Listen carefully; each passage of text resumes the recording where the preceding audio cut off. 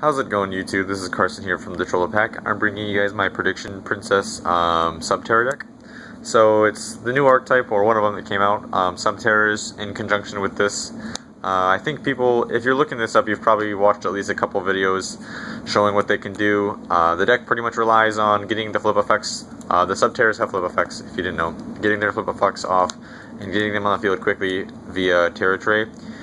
I want to discuss a few things before I get into the deck profile. The deck isn't meant, or right now at this point, the deck should not be taken to anything past the locals unless you're a very confident player in your ability, because it just can't compete with Blue Eyes or any of the tier decks such as Performapal, Cosmo, DD. I don't think DD is really considered tier at this point, but it very well could be. I mean, I've tested it against all those, and it just really hasn't, it does what it's supposed to. It's just what it's supposed to do, which is make turn 1 field with this on it, isn't very good against the rest of the meta. So, I will get into the deck profile here because I don't like talking very long.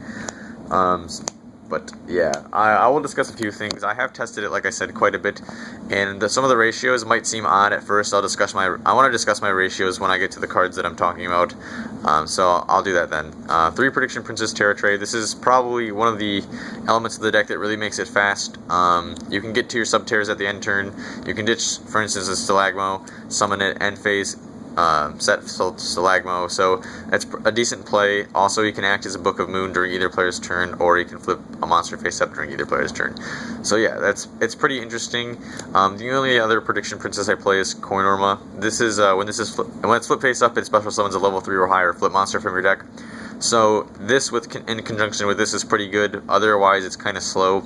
That's why I only want to play one. But with Terra Tray, you can on the field, you can just set this, flip it face up, and get its effect.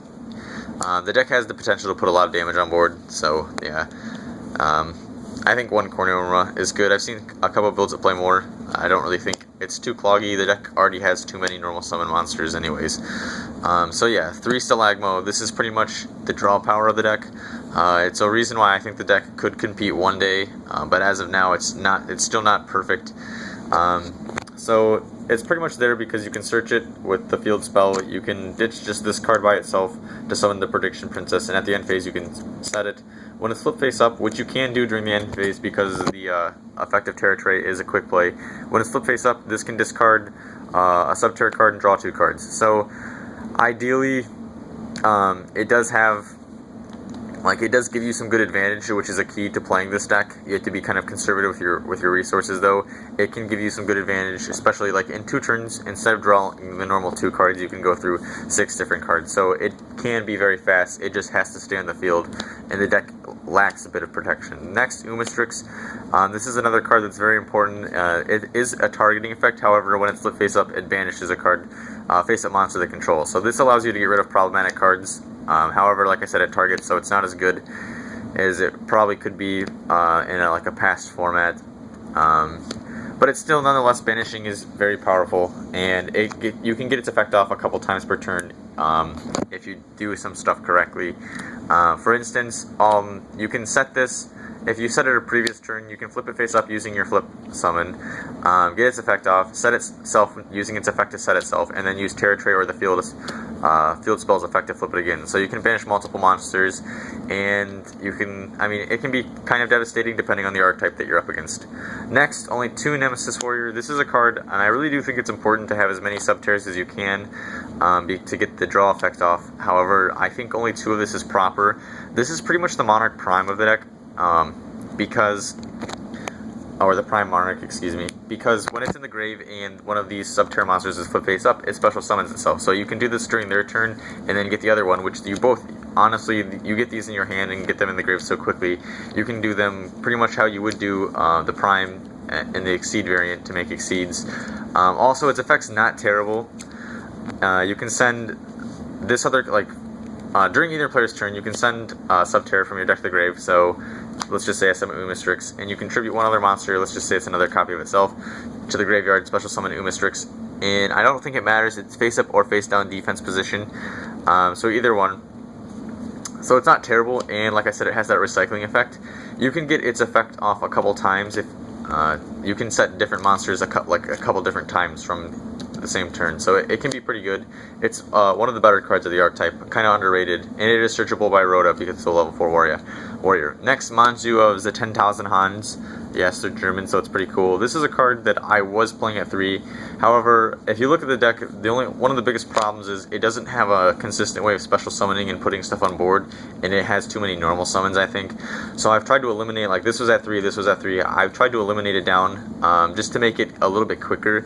And you are playing pre-preps, so by the time you draw Manjus and go through a couple pre-preps and search off the rituals, effective banish, and search a prediction princess, you're pretty much out of targets for Manju anyway, so drawing him late game's pretty bad. But you do want to see him, so maybe he could be potentially back at 3. I do have another third German one, it's right here, but I just didn't see room for it. Lastly, for the monsters that you would be normal summon targets is Spirit of the Fall. When this is a new card, when it's normal summoned, you can add 1 flip of monster from your deck to your hand. So it's pretty good at 1. It's got 1800 attack. It's not terrible. So, I mean, you can get stuff done with it. Next, for hand traps, because ideally the deck should run off. If you do draw like decent, you should be able to have either one of these turn 2 to either convince your opponent to not go off or force them to not go off, or maybe they go off and you draw into this. It's good to draw, so having this in either of these in hand is good, especially because we can't play a whole bunch of traps to make the deck, because it interferes with the deck's consistency. Next, the Hidden City. This is the Searcher. When it's activated, you add a Subterror from your deck to your hand. Once per turn, you can flip a face down Subterror monster face up. It gets a flip effect. And during your opponent's turn, when they declare an attack on a Subterror monster, you can flip that monster face up, it gets its flip effect, and then it negates the attack. So it's pretty decent. The card says when it's activated, you can add 1 Subterror monster from your deck to your hand, so I'm not sure if it gets through MST. I'll have to do more research. I would assume it does. Next, 2 Terraforming. These are also German. The Maxis are also German too. I kind of like collecting German cards. This is another card I thought about running the third one, but 2 I think is ideal because it's important to get cards that you need off drawing in this deck, and if you draw a dead Terraforming when you want something else, it can be kind of hurtful. So 2 I think was the right number. I'm still testing with the third one. I do have a third one. Next, 3 of one of the most important cards, Pre-Prep. This card's amazing. Everybody knows what it does. Makes the deck super consistent. 3 of the Prediction Ritual. This is fantastic. I mean, you can search it really easily. And then the turn it's not the turn it's sent to the graveyard, but the next turn you can banish it to search a Prediction Princess monster. Didn't mean to fling it all the way over there. So it's actually a pretty good card. 2 Twin Twister. I think this is a good idea. Because there are times where I can get quite a bit of damage on board, and this is, I mean, the most easy way. Instead of having MST, this is just better in this deck because it clears more back row. Next, for the 1-ofs, Reinforcement, Soul Charge, and Upstart Goblin. You can use Soul Charge to get back your Ritual monster. And I mean, everything in this deck, if you've properly summoned the Ritual monster, can be Soul Charged. So it's very cool. Maybe I'm wrong about that, but I don't think I am. Upstart Goblin for consistency and reinforcement because, I mean, why not? You can search your Subterrors. For the traps, not too many. Vanity's Emptiness. If you establish a board, it's always nice to be able to have this because they can't interrupt it and you can actually gain even more advantage. So it's nice. It's a Floodgate, of course. Solemn Warning, Bottomless Trap Hole. And then 2 Floodgate Trap Holes. This is another card I was trying at 3 over the Vanities, but I don't think it's necessary. This is actually pretty nice because you can stop their plays and then you can flip their monsters face up with Terra Tray if you want them face up. So yeah, that's the main deck. And the card's just pretty good anyways. It slows down other people's decks. I guess I'll go through some stuff that you can do with the extra deck because I don't have the extra deck assembled. However, I really wanted to get the deck list out there because it's pretty early still. So I hope you guys will forgive me for that. So you can make number 81. This card's okay. I mean, it's got a pretty decent effect. You have to use 2 of your Stilligmos to make it, so I don't know how often you're going to have those in the field. You can make plays, I guess, if you want to make a specific play to get this on the field, you could.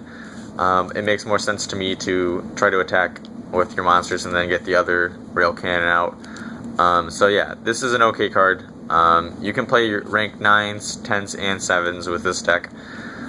So this is just like an honorable mention, I guess, representing all those ranks because I haven't really picked up the cards yet. For the 4s, you can play, I mean, generically, these are the stuff you want. Rafflesias, Castells, Diamond Direwolf, Cowboy, Dark Rebellion, and Abyss Dweller, just because, you know, you never know what you can run into. Those are pretty much generic leads. Some other stuff that you could play the 3rd copies of are these, all potentials.